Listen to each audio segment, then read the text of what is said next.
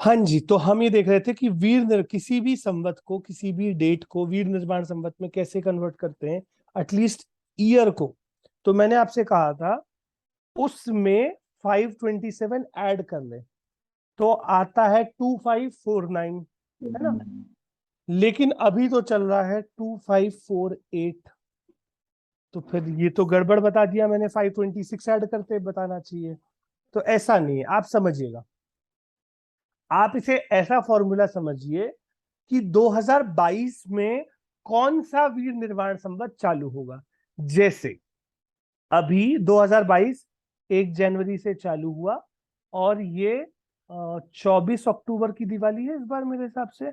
अगर 24 अक्टूबर की दिवाली है इस हिसाब से मैं मानूं, और इसके आगे आएगा 31 दिसंबर। ठीक है, तो ये वाला जो फॉर्मूला है वो काय के लिए है कि इस साल दिवाली पे कौन सा नया वीर निर्माण संवत चालू हो जाएगा। यानी दिवाली के नेक्स्ट डे से, है ना, अमावस्या के बाद जो एकम आएगी उस दिन से 2549 चालू होगा, और दिवाली के पहले क्या चलेगा, और एक 2548। ठीक है, तो अगर कोई पूछे अभी कौन सा चल रहा है, तो आप ये देख लेना दिवाली के पहले हैं या बाद में। अगर पहले हैं तो 527 ऐड करके पहले वाला बताओ, और अगर बाद में है तो जस्ट 527 ये आपको ऐड करना है। इससे आपको विनिर्माण संवत मिले।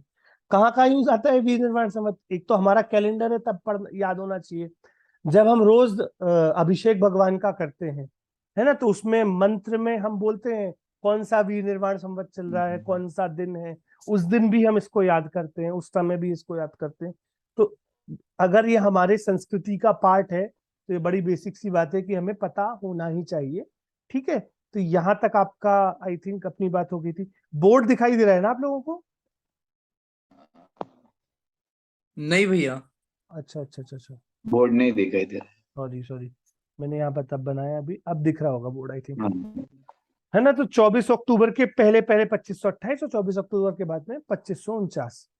ठीक है, तो ये हमारी एक बात हो गई थी। इसके बाद हमने देखा था पर्व दो प्रकार के होते हैं, शाश्वत और तात्कालिक। शाश्वत या त्रैकालिक और तात्कालिक पर्व। तो इसमें अष्टमी चतुर्दशी दशलक्षण अष्टानिका ये जो है ये हमारे शाश्वत पर्व है, इनके साथ कोई कहानी कोई घटना विशेष जुड़ी हुई नहीं है। और तात्कालिक जो पर्व है ये तीर्थंकर पंच कल्याणक, इसके अलावा रक्षाबंधन, वीरशासन जयंती, अक्षय तृतीया, ये सारे क्या है हमारे तात्कालिक पर्व हैं। तात्कालिक पर्वों के साथ कोई ना कोई कहानी कोई ना कोई इवेंट कोई ना कोई घटना जुड़ी होती है। बहुत बढ़िया। इसके बाद हमने चर्चा करी थी कि ये क्यों होते हैं भैया, तो ये संयम के लिए होते हैं। क्यों होते हैं? क्योंकि अनवर भाई ने कह दिया था ये संयम के लिए होते हैं, है ना। त्योहार शब्द का रिलेशन हम मौज मस्ती से लेते हैं, लेकिन जैन दर्शन के पर्व कोई भी मौज मस्ती के लिए नहीं है। ये सारे के सारे पर्व संयम के उद्देश्य से किए जाने वाले पर्व हैं, तो इस बात का भी एक विशेष ध्यान रखना चाहिए। इसके बाद हमने थोड़ी सी चर्चा करी थी दशलक्षण पर्व की। क्या चर्चा करी थी दशलक्षण पर्व की? कि हम हर पर्व को ऐसे देखेंगे कि ये कब आता है, अगर मल्टीपल टाइम्स आता है तो कब कब आता है, कब आता है तो फिर उसके बाद किन किन महीनों में किस से किस तिथि तक आता है। इसमें दशलक्षण पर्व की बात करें तो दशलक्षण पर्व होते क्या है, तो हमने लास्ट क्लास में चर्चा करी थी कि दशलक्षण किसके लक्षण है। लक्षण होता है पहचान का चिन्ह, तो ये दशलक्षण किसके लक्षण है? आत्मा के। आत्मा के लक्षण है कि क्षमा मार्दव आर्जव, ये आत्मा के लक्षण है। तो ये आत्मा के लक्षण है, तो पूजा किसकी करनी चाहिए? आत्मा की, जैन धर्म के। इन धर्म तो की। धर्म की पूजा करनी चाहिए कि दशलक्षण धर्म में हम धर्म की पूजा करते हैं। और अगर प्रकट रूप से देखें तो जिन मुनिराजों ने इन दशलक्षण धर्मों को प्रकट किया है, आचार्य परमेश्वरी के मूल गुण में आते हैं दशलक्षण धर्म, तो उन मुनिराजों की पूजा। ठीक है, इसके अलावा हम एक बहुत इंपॉर्टेंट चर्चा करी थी कि किसी भी त्योहार को कैसे मनाएं, 10 लक्षण पर्व को कैसे मनाएं। तो एक वन लाइन आंसर है संयम से, लेकिन उसको थोड़ा इलैबोरेट करें। तो इस बारे में भी हमने थोड़ी सी चर्चा करी थी कि भैया 10 लक्षण पर्व में कैसे मनाएं, कि सुबह तो बहुत देर पूजा होगी बढ़िया मजेदार, उसके बाद दोपहर में क्लास हो जाएगी, फिर शाम को एक क्लास हो जाएगी, दोपहर में तत्वासूत्र का पाठ हो जाएगा। ये मैं बता रहा हूँ जो आम सभाओं में डेली होता है। फिर बढ़िया भक्ति होगी और उसके बाद अच्छा सांस्कृतिक कार्यक्रम 1-1.5 घंटे का, जिसमें मौज मस्ती करके हम सब घर आ जाएंगे। ये प्रैक्टिकल, मैं बिल्कुल नहीं कह रहा कि 10 लक्षण पर और किसी विकृत रूप से मनाया जाए, लेकिन ये तो जो फॉर्मेट है ऑलमोस्ट मोटा माटी हर शहर में ऐसे मनाया जाता है। लेकिन एक प्रश्न हम सबको अपने आप से पूछना चाहिए, इस धर्म के कोर में या इस पर्व के कोर में, सेंटर में, हृदय में क्या विराजमान है? ठीक है, उसके हिसाब से क्या ये पर्व मनाया जा रहा है या नहीं मनाया जा रहा? तो ये प्रश्न का उत्तर हमें मिल सकता है। इसके बाद मैंने एक चीज और बात करी थी इस बारे में, ये सारी बातें जो अभी कर रहा हूं इनमें से कोई भी किताब में नहीं है, इसीलिए ये चर्चा आप लोग ध्यान से सुने। ये क्योंकि मुझे पता है, आपको पता है अक्षय तृतीया क्यों मनाया जाता है, कब मनाया जाता है वो आप याद कर लेंगे, पर मेरा हेतु कब और क्यों की कहानी से ज्यादा क्योंकि कैसे मनाया जाए, क्योंकि क्यों का उत्तर तो हमें बचपन से पता है, हर किसी को पता है दीपावली क्यों मनाते हैं। तो हम और भी जो अमुक 4 कारण हैं जो जगत में प्रसिद्ध हैं, उससे इतर महावीर भगवान को याद करते हुए मनाते हैं। लेकिन हमारा उस ओवरऑल डे की रचना कैसी होनी चाहिए, हमें इस पर भी विचार करना है। ये इस चैप्टर का मेरी तरफ से उद्देश्य है। ठीक है, तो 10 लक्षण पर्व कैसे मनाया जाए, ये हमारा उद्देश्य है। इसके बाद एक और पर्व आता है त्रैकालिक पर्वों में या शाश्वत पर्वों में, जो सुप्रसिद्ध है, जिसका नाम है अष्टमिका। अष्टानिका। अष्टानिका तो आधा ह पूरा, अष्टानिका पर्व। ठीक है, ये क्या होता है? ये 8 दिन का त्योहार है ना? कितने दिनों का है ये? 8 डेज। 8। कब कब आता है, कितनी बार आता है? तो 3 बार 3। आता है। कब कब आता है? तो कार्तिक, फाल्गुन, आषाढ़। आषाढ़। आषाढ़। आषाढ़, ठीक है, कार्तिक, फाल्गुन, आषाढ़। इनमें कब आता है? तो इनके अंत 8 दिन माही पूजा में पड़ते हैं। कार्तिक फाल्गुन षाढ़ के अंत 8 दिन माही, यानी लास्ट 8 डेज। अब किसी महीने के लास्ट 8 डेज कौन से होंगे? तो आप मुझे तिथियों से बताइए फटाक से, कहां से शुक्ला कहां तक मिलूं? शुक्ला पक्ष अष्टमी से लास्ट तक। लास्ट अष्टमी यानी, से चालू होगा। हाँ, अष्टमी से कहां तक? लास्ट डे मतलब 14। अरे पूनम या जो भी। पूर्णम तक, है ना? तो ये हाँ। कैलकुलेशन आपको कैसे पता चलेगी? जब आपको कैलेंडर में ये पता होगा कि पहले कृष्ण पक्ष आता है कि पहले शुक्ल पक्ष आता है। तो पहले कृष्ण पक्ष आता है, फिर शुक्ल पक्ष आता है ना? तो लास्ट 8 डेज यानी शुक्ल अष्टमी से पूर्णिमा तक।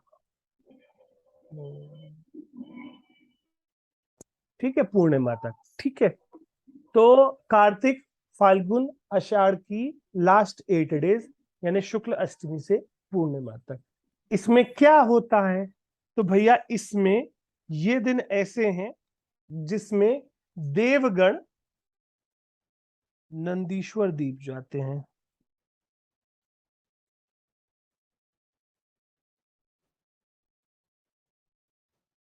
नंदीश्वर द्वीप जाकर वहां पर जो जिन चैत्यालय हैं, जो जिन प्रतिमाएं हैं, उनकी पूजा करते हैं। ठीक है, इन 8 दिनों में, इन 8 दिनों में देवलोक वहां जाकर पूजा करते हैं।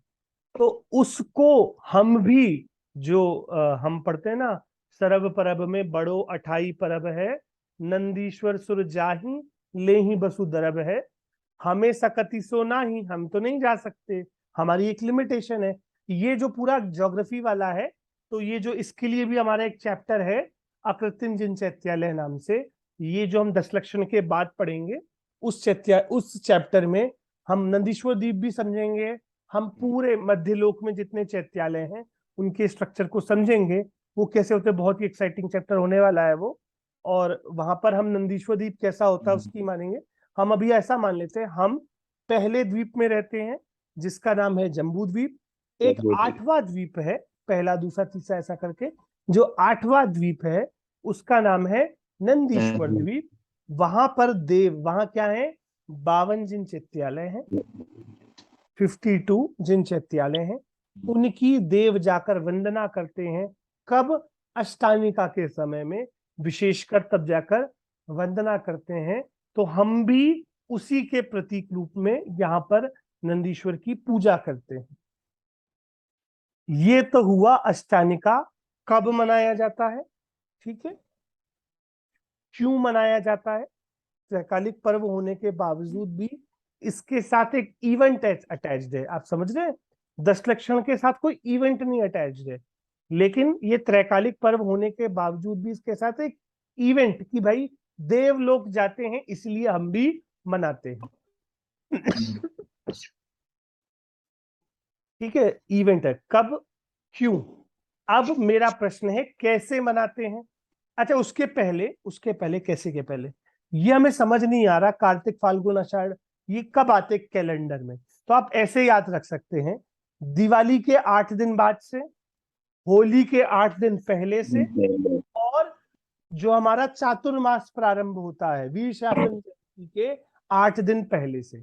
तो दिवाली के 8 दिन बाद, उसके बाद हमारा क्या कहते हैं, होली के 8 दिन पहले, और वीर शासन जयंती या चातुर्मास के 8 दिन पहले से ये जो हमारा त्योहार है क्या कहते हैं अष्टानिका का, वह मनाया जाता है।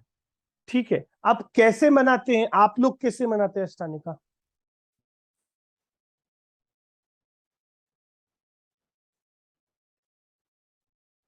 वही पूजन पाठ पूजा करते हैं। पूजन करते हैं।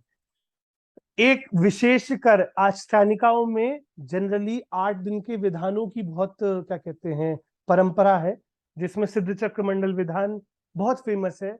कि 8 दिन में सिद्ध चक्र विधान क्यों सिलेक्शन हुआ होगा, क्योंकि उसमें 8 पूजाएं हैं, तो शायद उस कारण से उसका सिलेक्शन हुआ होगा कि 8 दिन 8 पूजा सिद्ध चक्र मंडल विधान, तो वो सेट हो जाता है। जैसे हमने कहा ना 10 लक्षण पर्व 10 धर्म, वो सेट हो जाता है 10 दिन में। इसीलिए भी शायद सिद्ध चक्र मंडल विधान का बहुत चलन है। देखिए, कोई भी विधान करें, विधान तो पूजन है, विधान है पूजा का बड़ा स्वरूप, जिसमें हम स्टेप बाय स्टेप भगवान के पूरे गुणानुवाद जितने तरीकों से कर सकते हैं, एक विधान की अनुसूति एक धागे में बंधकर वो करते हैं। तो भगवान की पूजा ही करना है, हम कोई भी कर सकते हैं, है ना। कोई भी जिसमें आप भगवान की स्तुति से ज्यादा कनेक्ट कर पा रहे हैं, जिसमें आपका मन लगे, समझ रहे हैं, तो हम कोई भी विधान कर सकते हैं। तो जनरली यह पर्व पूजन विधान आदि करके मनाया जाता है। अच्छा, अगर मैं आपसे पूछूं 10 लक्षण और अष्टानिका में किस पर्व में क्या कहते हैं स्तुति की महत्ता है और किस पर्व में संयम की महत्ता है, तो आप क्या बोलेंगे। संयम 10 लक्षण में हाँ, रहता है ज्यादा करके, है ना? और संयम की स्तुति महत्ता 10 लक्षण में है, और स्तुति या पूजन की महत्ता वह अष्टानिका में है, अष्टमी। क्योंकि उसको मनाने का कारण ही वही है, समझ रहे हैं। अच्छा, आपको क्या लगता है जैन दर्शन में या जिस तरीके की सामाजिक स्थितियां हैं, तो 10 लक्षण को ज्यादा महत्ता क्यों दी गई है। और मतलब मैं नहीं दे रहा हूं ना, सामाजिक स्थिति बता रहा हूं कि दुनिया में कोई भी व्यक्ति होगा, वो एटलीस्ट भाद्रपद वाले जो 10 लक्षण है उनमें 10 दिन तो बड़े संयम से रहेगा, बाकी अष्टानिका आती जाती रहती। इसका कोई उत्तर है क्या मैं खोज रहा हूँ, ये मेरे पास कोई उत्तर नहीं है। आप मुझे कोई कंट्रीब्यूशन दे सकते हैं क्या इसमें? ऐसा क्यों बना रखा है हमने? अगर मतलब दोनों, 10 लक्षण को ज्यादा महत्व क्यों दिया जाता है, हाँ मतलब वैसा आप बता रहे हो, हाँ, मतलब वैसा मैं क्या पूछ रहा पूछ रहे हूँ। हो? हाँ, 10 लक्षण को ही ज्यादा महत्व हाँ बताया जाता है। हाँ। उसका रीजन मेरे को ऐसा लग रहा है कि हम्म, अष्टमी का जो पर्व जो है, एक्चुअली वो आ, मतलब अपने वहाँ नहीं होता है, वो उधर होता है नंदीश्वर द्वीप में ज्यादा नंदीश्वर करके। होता।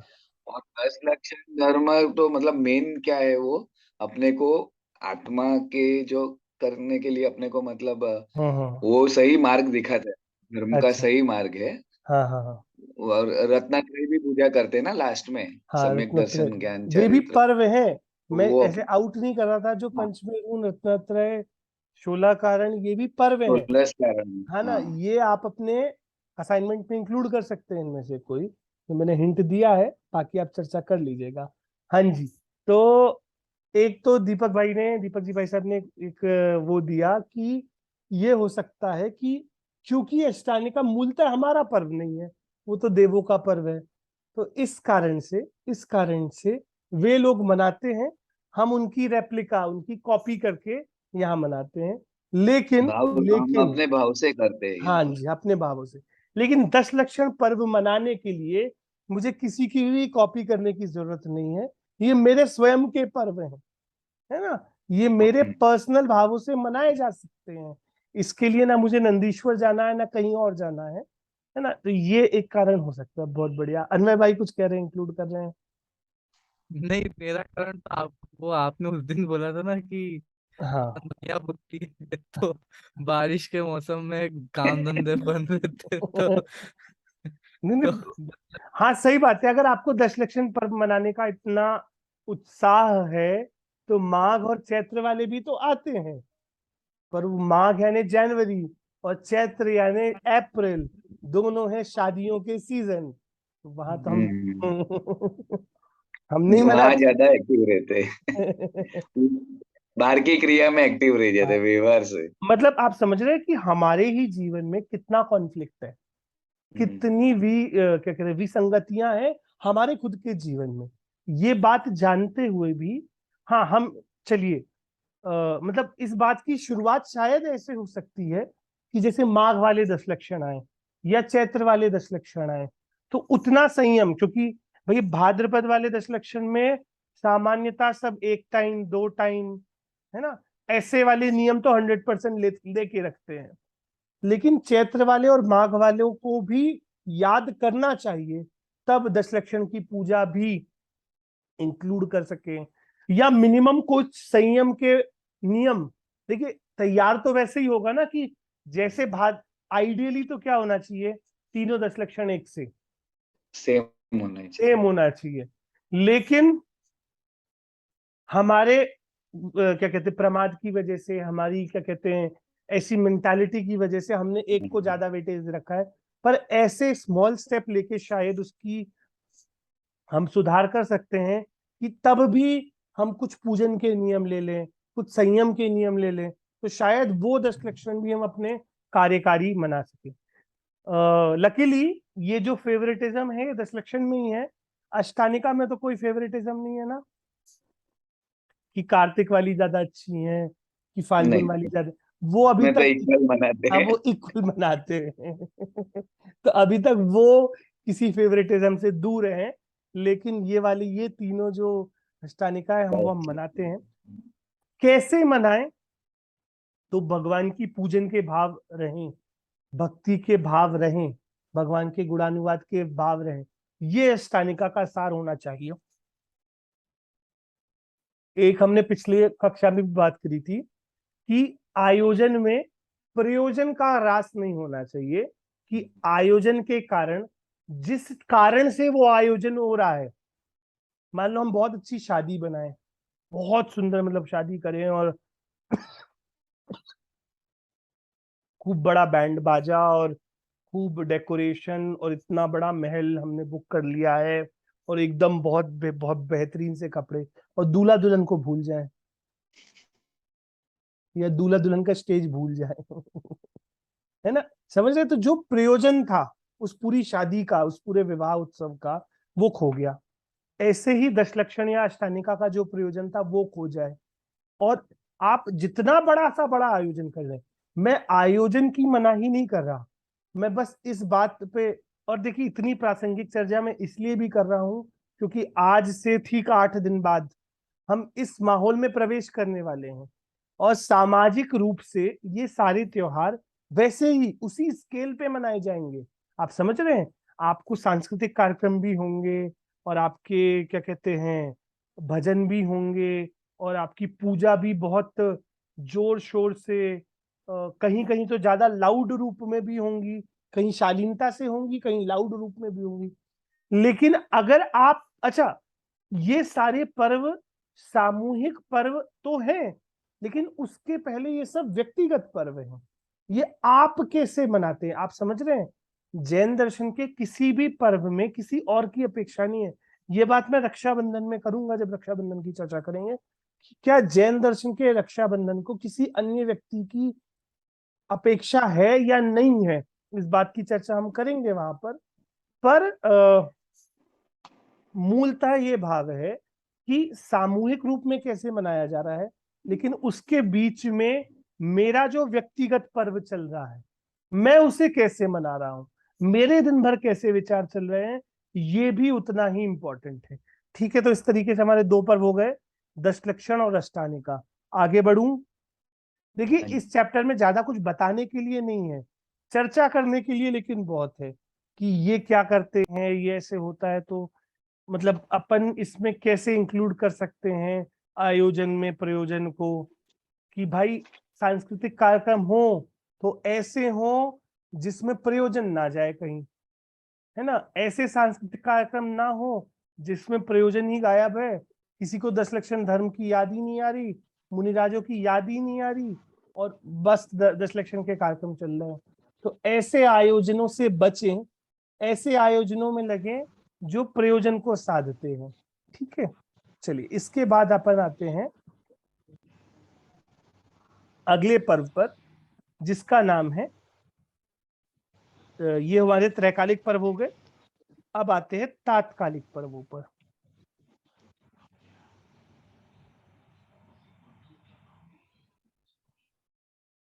सिद्धि, हाँ जी, तात्कालिक पर्व कौन से होते हैं?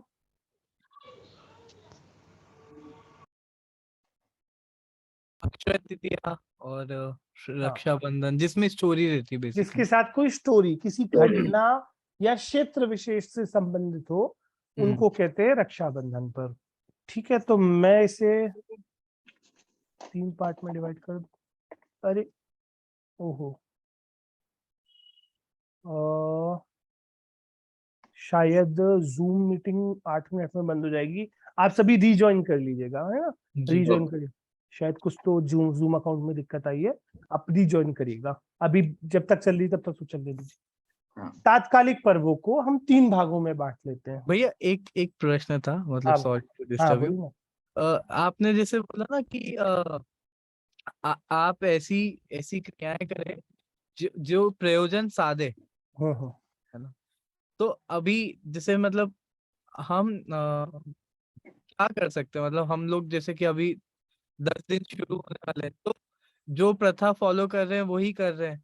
तो अभी अब जैसे पूजा पढ़ते हैं तो वो पूजा पढ़ते हैं। अब जैसे दशलक्षण की जो एक पूजा है जो जिनेंद्र अर्चना में, तो वो नित्यानंद वही, राय जी वाली पूजन जी। हाँ वो पढ़ते हैं। और फिर एक उस दिन जैसे जोन सा भी धर्म होता है उसकी करते हैं, और प्रवचन सुनते हैं, और उसके बारे में क्षमा पाठ के पढ़ते हैं। यही यही चलते आ रहा है। हाँ, इसमें और क्या हम ऐसा कर सकते हैं कि हाँ हमारे 10 लक्षण और पर्सनल रूप में मनाए जा सके, या बेटर वे। बहुत अच्छा प्रश्न है भाई का कि हम कैसा कर सकते हैं।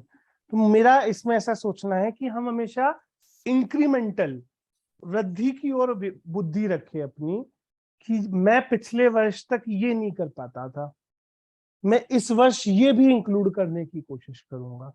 जैसे एक सामूहिक रूप से पूजा होती है, हम सब उसके भाग बनते हैं, और अच्छी बात है। देखिए सामूहिक क्रिया करने से आपके भाव लगने के possibility most of the cases में ज्यादा है, कम नहीं है ना।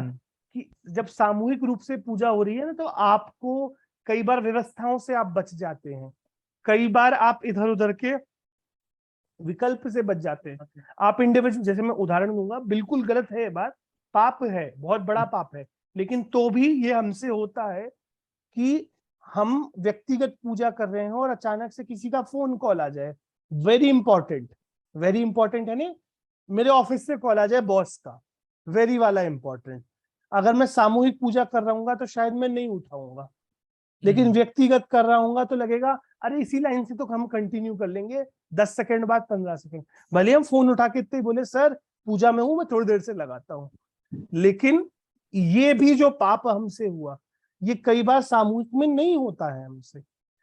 सामूहिक स्वाध्याय के भी बहुत फायदे हैं, पर्सनल स्वाध्याय के तो है ही है। अच्छा, हमें ऐसा लगता है कि 10 लक्षण पर्व में हमारा 10 दिन धर्म हो जाए और 355 दिन हम फ्री हो जाए।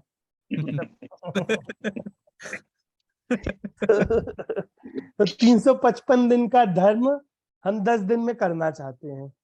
तो ये तो 10 धर्म तो वास्तविकता में, ऑब्वियसली जब हम प्रवचन आदि सुनते हैं तब हमने ये सब सुना है कि ये तो इम्प्लीमेंटेशन के दिन है, प्रैक्टिकल इम्प्लीमेंटेशन, कि आप जो 355 दिन कर रहे हो बहुत पढ़ लिया, अब 10 दिन उसके बारे में विचार करो। जैसे मैं मान लो, मैं ध्यान करने नहीं कह रहा आपको, पर आप ये कर सकते हैं कि अगर प्रवचन हुए हैं आज, तो एकांत में बैठकर उसके स्वरूप का विचार किया जाए, या पूजा में दयानंद राय जी की पूजा में जो कुछ पढ़ा है ना, अब तो हमारे पास मल्टीपल पूजा है, दयानंद राय जी की पूजा है, फिर पंडित जी साहब की, रविंद्र पंडित जी साहब की पूजा है, फिर उसके बाद किनका विधान है, वो शायद टेकचंद जी पंडित जी साहब का विधान है, 2-4 चीजें। तो क्षमा के बारे में सोचने के लिए आपके पास कितना है, और हम और आप शायद इस उम्र के पड़ाव पे हैं, और मैं ये वाला जो कक्षा ले रहा हूँ बहुत ही ऑडियंस स्पेसिफिक है, आप और अपने बीच की बात कर रहा हूँ, कि शायद हम 10 लक्षण धर्म के जो प्रवचन है वो कई सालों से सुनते हुए आ रहे हैं, है ना। हमें पता है कि उत्तम क्षमा में पीड़े दुष्ट अनेक की बात होगी, है ना, उत्तम सत्य के दिन वो कहानी सुनाई जाएगी, है ना, हमें पता है, पता है, क्योंकि हाँ। हम वो प्रवचन, और फिर उत्तम सत्य के साथ में वो सत्य धर्म, सत्य अनुव्रत, वचन गुप्ती, इन सब की चर्चा होगी, है ना। और क्या होता है, जो भी विद्वान आते हैं, जो भी प्रवचन करता आते हैं, वो ये जानते हैं कि अन्वय भाई जैसे लोग जो 15 साल से प्रवचन सुन रहे हैं वो आ रहे हैं क्लास में, लेकिन वो ये भी जानते हैं कि अन्वय भाई जैसे लोगों की जनसंख्या इस पूरी सभा में 25% है या 30% है, या अच्छी सभाओं की बात करें तो 50% है। 50% से ज्यादा कहीं भी स्वाध्यायी लोग किसी सभा में नहीं होते। तो वहां तो वही बताया जाएगा, आप समझिए मेरी बात को। पर आप वो सुनते हुए भी अपने विचार कैसे चला रहे हैं, आप उस बात के कितने डेप्थ पे पहुंचे हैं, समझ रहे, आप कितनी गहराई से उसे ग्रहण कर पा रहे हैं, ये आपकी विन विन है। मैं कह रहा हूं कि हर साल में कोई एक चीज भी इंक्रीमेंटल हो जाए, चाहे विचार के लेवल पे, चाहे संयम के लेवल पे, या फिर मैं जो और बोलूं, या फिर अगर आपका सामाजिक रूप से है, आप सामाजिक रूप से चेंज ला सकते हैं, सपोज आप ऐसी समाज पे है जहां पर आप कोई चेंज ला सकते हैं, तो आप ऐसे इस तरीके से पूजा इंक्लूड करें कि वो पूजा लाउड ना हो, ऐसी पूजा हो जहां पर अर्थ पे विचार करने की जगह हो, समय के हिसाब से भी और आवाज के हिसाब से भी, है ना। इसके अलावा जो हम सांस्कृतिक कार्यक्रम करा रहे हैं, कई बार आप जैसे यंग लोगों पे सांस्कृतिक कार्यक्रम का भार दिया जाता है, तो सांस्कृतिक कार्यक्रम में भी ऐसे कार्यक्रम करें, जैसे मुझे कोई दिक्कत नहीं है, पर मुझे एक कार्यक्रम बिल्कुल नहीं समझ में आता, दिक्कत मतलब मैं ऐसी कोई वो नहीं रख रहा कि ये कार्यक्रम बंद हो जाना चाहिए, पर मैं अपने पर्सनल लेवल से बता रहा हूँ, जैसे एक मिनट नाम का कार्यक्रम होता है जो हमें बिल्कुल नहीं समझ में आता, इसका जैन धर्म से क्या लेना देना है। हमारा धर्म कहता है सब चीजें प्रमाद रहित होकर विवेक पूर्वक करो, अब वहां अविवेक पूर्वक आप लगे जा रहे हैं, हमें नहीं समझ में आता वो खेल, है ना।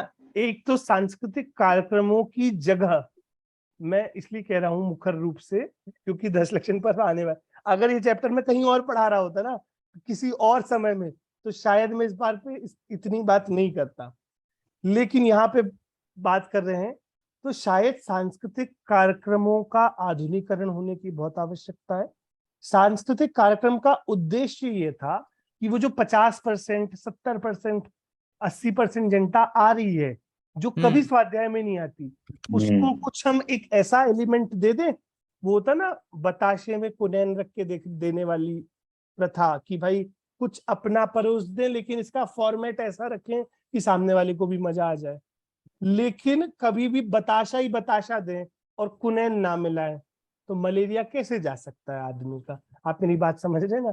तो अगर हम कुछ भी चेंज इंक्लूड कर सकते हैं, आप चलिए का दिन भर के कार्यक्रमों से इतर मैं 15 मिनट अपना स्वाध्याय करूंगा,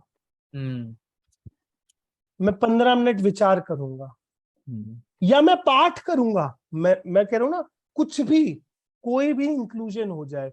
और पाठ आप ऐसा लें जो आपको 10 लक्षण पर्व की याद दिलाए, आपको मुनिराजों की याद दिलाए। आप कभी बड़ा वाला समाधि मरण पाठ पढ़ लीजिए, बहुत बड़ा है वो, 2-3 दिन में पढ़ लीजिए। इतनी सारी 12 भावनाएं अवेलेबल है आपके पास। एक भावना शतक नाम से किताब है, हमारे पंडित साहब है देवेंद्र पंडित जी, उन्होंने उसका संपादन किया था। भावना शतक शायद मेरे पास है भी, वो भावना शतक नाम से किताब है, उसमें 112 भावना है, 112 भावनाओं का कलेक्शन है ना? तो आपके पास 12 भावनाएं कम नहीं है। आप ऐसा सोचिए, चलिए 10 दिन है, 12 भावनाएं हैं, एक दिन इधर का पकड़ लेता हूँ, एक दिन उधर का पकड़ लेता हूँ। मैं रोज एक भावना पे चिंतन करूंगा, मैं 3-12 भावना भी पढ़ लूं, है ना? जो फेमस है वो नहीं, मुझे पता है आपको राजा राणा याद है, मुझे पता है आपको भवन में जीवन भर कर याद है, पर आपको नैन सुखदास जी की 12 भावना, अजी मैं चेतन चिद रूप चिदानंद रूप, जो अपने सुमत जी पंडित साहब नहीं बहुत बार पढ़ते हैं, वो अब लिया सिद्ध परमेष्टि तुम्हारा शरणा, उसको पढ़े हम। आप समझ रहे हैं? आप किसी भी तरीके से इंक्लूजन। हाँ भैया जी बोलिए। भैया वो नयन सुखदास जी की जो 12 भावना है वो ना मैं कई बार सर्च कर चुकी, यूट्यूब में मिलती नहीं है। आप मुझे सेंड कर देंगे ग्रुप में? यूट्यूब पे तो नहीं है ऑडियो, तो अनवय भाई हमारे साथ बैठे हैं तो हम उनसे रिक्वेस्ट कर सकते हैं कि अच्छा आपका बहुत अच्छा है वीडियो, मैं बाद में उसके बारे में बात करूंगा जो नया वाला आया है ध्वज गीत। चलिए, जैन ध्वज गीत मैंने अभी सुना वो। ठीक है, हाँ जी। तो यूट्यूब पे तो अवेलेबल नहीं है वो, पर मेरे पास पीडीएफ है। नयन सुखदास जी ने केवल 6 भावनाएं लिखी थी, 6 भावनाएं उनकी किसी और ने पूरी करी हैं। तो केवल क्या कहते हैं, अशुचि भावना